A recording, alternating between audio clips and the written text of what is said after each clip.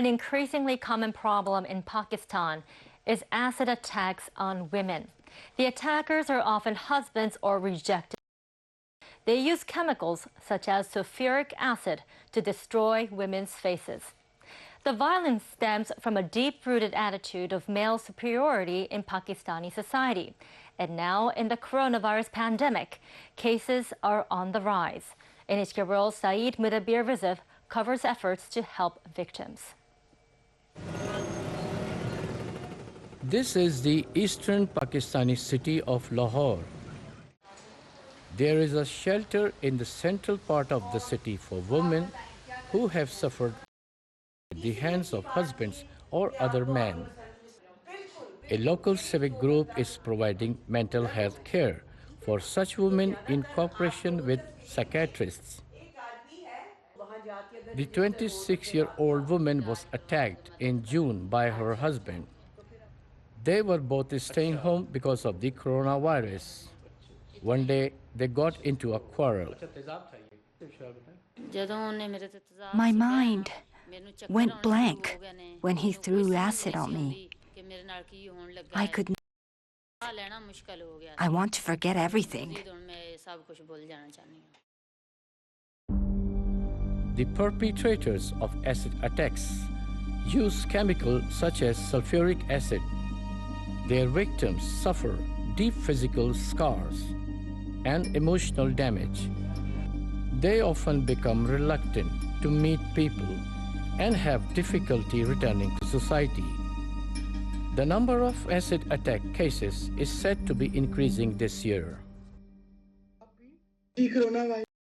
Violence by husbands or rejected suitors are rapidly increasing amid the coronavirus outbreak. Crimes using acid are a serious problem. We have to do everything to eliminate such crimes. Efforts have begun to support female victims as the crimes are getting to be a serious problem. This is a beauty salon in central Lahore. The facility supports crime victims by training them as beauticians so that they become independent in society. The program is Smileagain project. The project has supported more than 750 women. I launched the project after I saw women who were deeply saddened after experiencing acid attacks. I wanted to help those people.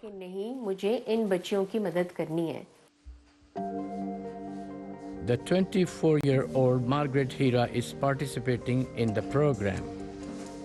At 14, she was married to a man chosen by her parents, but her husband often got drunk and violent. 5 years ago, after a small argument, he sprinkled her with gasoline and threw acid at her face.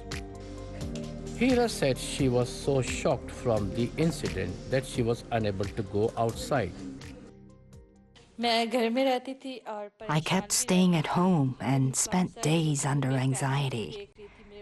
I decided to participate in the program thanks to Ms. Misbah's encouragement.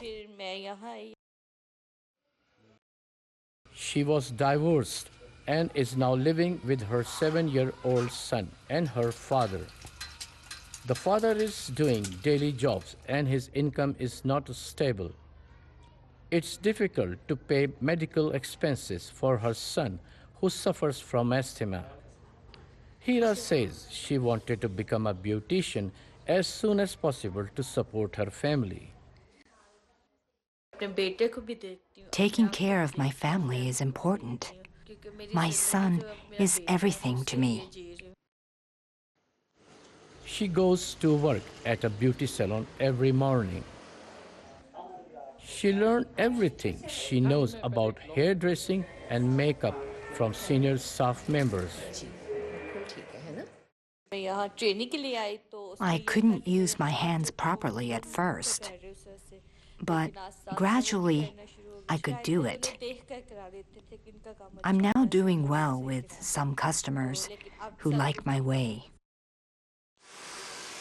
Her communication with customers also helps social rehabilitation. As many of the customers are women, Hira could build relationships of trust with them by talking about their concerns or consulting with each other. It's very moving that Hira talks about her own experience frankly. She teaches me the importance of living with hope, even after a tough experience. Hira is now using her experience to reach out to other victims. She gives lectures to help them find their way back into society.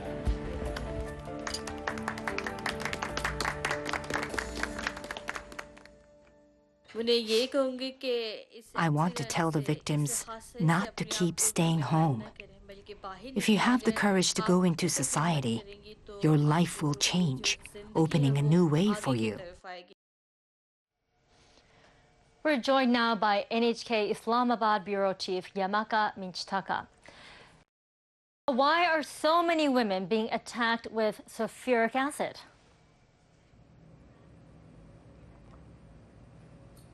The men want to destroy a woman's face, and in Pakistan, chemicals such as sulfuric acid are quite easy to get.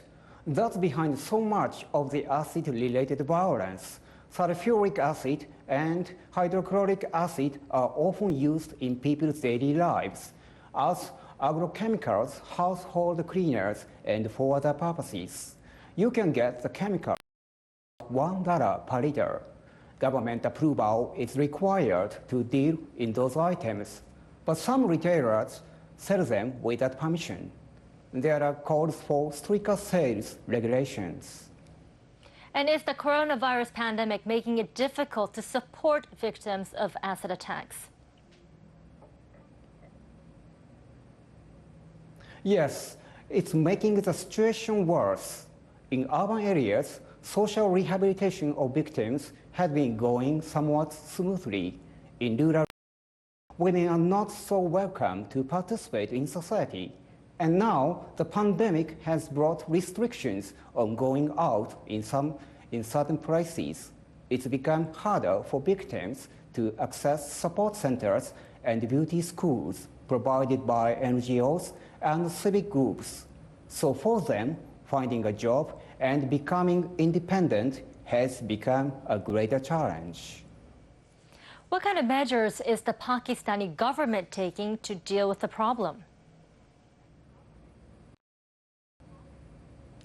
Penalties for acid attack convictions are from 14 years in prison. Lifetime imprisonment has been possible since 2010. The number of cases is said to be declining due to the penalties. But in rural areas, there are many cases where attackers are relatives or otherwise closely involved with the victims. Such cases are often not reported to police and remain unknown. So there is an urgent need for the government to work with NGOs to create a system in which the whole of society helps victims recover. Thank you, Michitaka. Now a quick look at some other stories with Newsline's Morita Hiroshi.